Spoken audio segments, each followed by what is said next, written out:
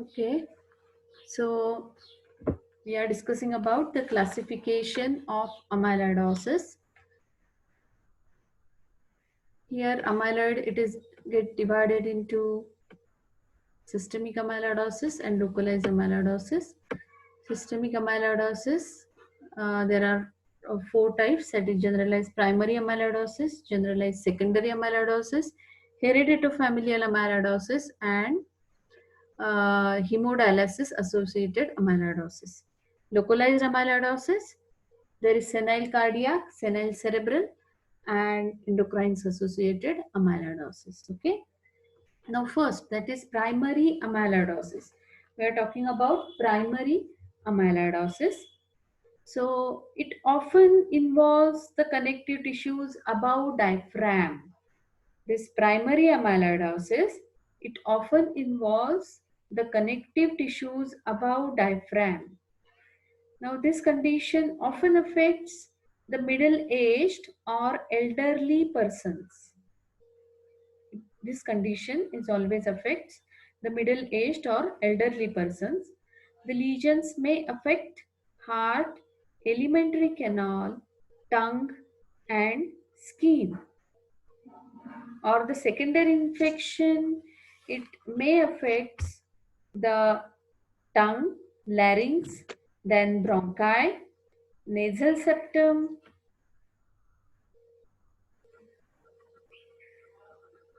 Let me allow all the peoples to enter. Okay. So the lesions, it affects the often in this particular primary amyloidosis we are talking about. Now the first type of this systemic amyloidosis, that is primary amyloidosis. Okay, the first type, that is primary amyloidosis, and the lesions of this primary amyloidosis often involves the connective tissues above the diaphragm. Now this condition often affects the middle-aged or elderly persons. This condition is often affects middle-aged or elderly persons, and the main organs which shows this type of degeneration, amyloid or amyloid deposits, they are the heart, the alimentary canal, then skin, tongue, larynx, bronchi, nasal septum. So these are the organs commonly shows this amyloid degeneration. Okay. This amyloid or this deposit may occur in the form of tumors. So it again, the second characteristic of this particular primary amyloidosis is these lesions less often affects in the organs below diaphragm, that is the organs present in the solid abdominal viscera like liver, spleen, kidneys, then the female reproductive organs, then the intestines. Okay, so this primary amyloidosis, it less oftenly affects the solid abdominal viscera, or the organs are present in the solid abdominal viscera, and it often involves the connective tissues above the diaphragm. Okay, so in this primary amyloidosis, there is deposits of AL amyloid. It is common. In primary amyloidosis, there are deposits of AL type of amyloid. Okay, so this is all about of primary amyloidosis. I am again going to repeat. It is often involves the connective tissues above diaphragm. Then the age group for this primary amyloidosis is middle-aged or elderly persons, and the lesions always affect or may affect the organs like heart, alimentary canal, then tongue, skin, larynx, bronchi, nasal septum. This deposits, it may occur in the form of tumors, and less commonly, this type of amyloid affects the organs present in the solid abdominal viscera. And this primary amyloidosis, it shows or it gives rise to the deposits of AL type of amyloid. Okay. Now, secondary amyloidosis. Secondary amyloidosis. So here in this fibrillar protein contains AA type of amyloid. Fibrillar protein contains AA type of, that is amyloid associated proteins. It occurs as a complication of chronic infectious or non-chronic infections or non-infectious inflammatory conditions such as tuberculosis, bronchiectasis, chronic osteomyelitis, then leprosy, chronic polynephritis. Okay, so this in this secondary amyloidosis, the fibrillar protein contains AA type of amyloid. It occurs as a complication of chronic infections like tuberculosis, leprosy, or non-infectious inflammatory conditions. Okay, so these are the examples, or these are the type of diseases in which we can see this secondary amyloidosis. Okay, this secondary amyloidosis, again, next characteristic of secondary amyloidosis is it is typically distributed in the organs in the solid abdominal viscera like liver, spleen, and kidney.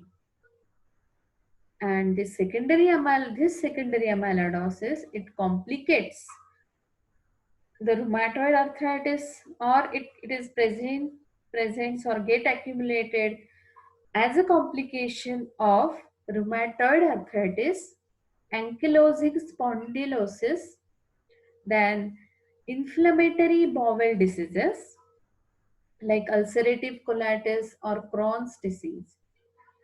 Okay, so this is all about of secondary amyloidosis. What are the characteristics of secondary amyloidosis? Yes.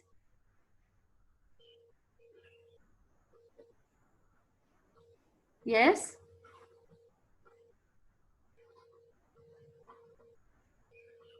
Anyone who can give me?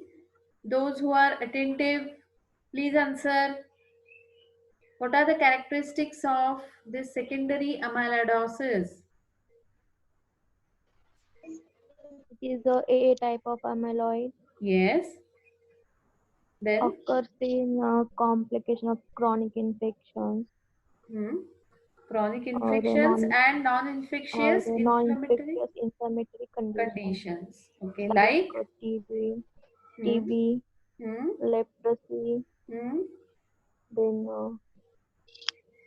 osteomyelitis, polynephritis, bronchiectasis, rheumatoid arthritis. Yes. Okay. Yes. So it occurs as a complications of in this rheumatoid arthritis or spondylosis, which is ankylosing spondylosis, or inflammatory bowel diseases. Bowel disease. And which organ involved this particular secondary amyloidosis? Which organ shows deposits? Liver, kidney, spleen. Yes. So the organs present in the abdomen. Okay. And this AAAL amyloid, that is primary amyloidosis. What are the characteristic lesions?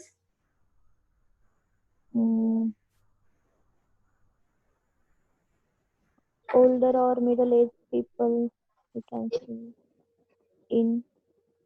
What are the lesion? What are the organs or where this AA amyloid commonly get deposited? Commonly AL. Yes, Heart correct. canal, Yes, larynx, pharynx, alimentary canal, then nasal septum, yes, trachea, bronchial yes, yes, infection, yes, yes, and less common in abdominal viscera. yes, yes, yes. So all these are the characteristics of primary and secondary amyloidosis. Then third type is hemodialysis associated amyloidosis. Okay, third type is hemodialysis associated amyloidosis. So here, as the word suggests, the patients, those who are on long-term hemodialysis for renal failure, they develop this type of amyloidosis called as hemodialysis associated amyloidosis. So in the conditions for renal failure, the patient, those who are on the long-term dialysis, get develop this type of amyloid. So here the amyloid get deposited in the kidney as well as in the synovium joint, in the synovium or in the joints and tendons and the sheaths. Okay, on the tendon sheaths. So this, other than the kidneys, this amyloid get deposited in the synovium, in the joints, and in the tendon sheaths. Okay. So this is all about of hemodialysis associated amyloidosis. And fourth is hereditofamilial amyloidosis. Fourth one is hereditofamilial amyloidosis. In this, it get again subdivided into two, that is familial Mediterranean fever and secondly hereditary polyneuropathic amyloidosis. Familial Mediterranean fever and hereditary polyneuropathic amyloidosis. Okay, so familial Mediterranean fever, this is a febrile disorder of unknown cause which is characterized by attack of fever which is associated or accompanied by inflammation of the serosal surface including peritoneum, pleura and synovial membrane. So here in this particular familial Mediterranean fever, there is a special kind of or characteristic kind of febrile disorder. The cause is unknown and it is characterized by attack of fever which is accompanied by inflammation of serosal surface including peritoneum, pleura and the synovial membrane. Okay. Now, what are the regions of this particular Mediterranean? Yes. What are the countries, those who are living near Mediterranean area? It is Armadian peoples, Jewish peoples. Okay. So this particular countries, they are associated with this or it is commonly seen this particular type of amyloid. It is called as familial Mediterranean fever. So here the deposits of amyloid are AA amyloid. Okay. Now second group is hereditary polyneuropathic amyloidosis. This amyloid get deposited in the peripheral or autonomic nerves. In this, the amyloid get deposited in the peripheral or autonomic nerves, resulting into muscular weakness, pains, and paresthesia. So, this autonomic nervous system or peripheral nerves, this particular amyloid get deposited.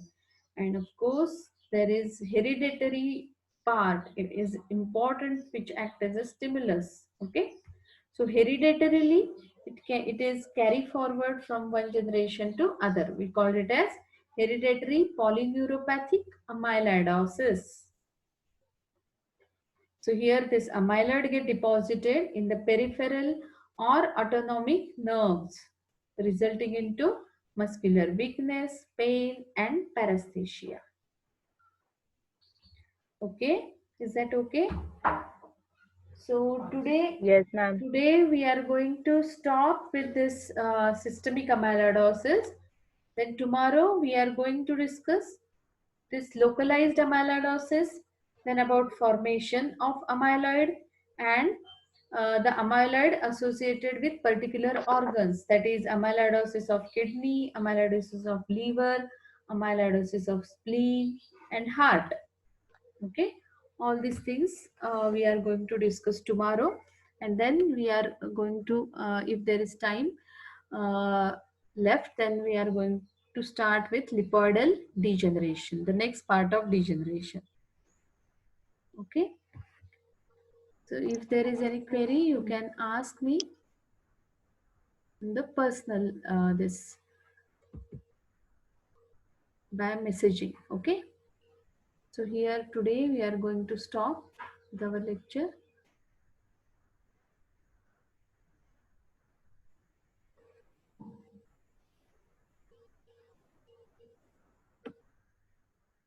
So tomorrow again at 4 p.m. Okay.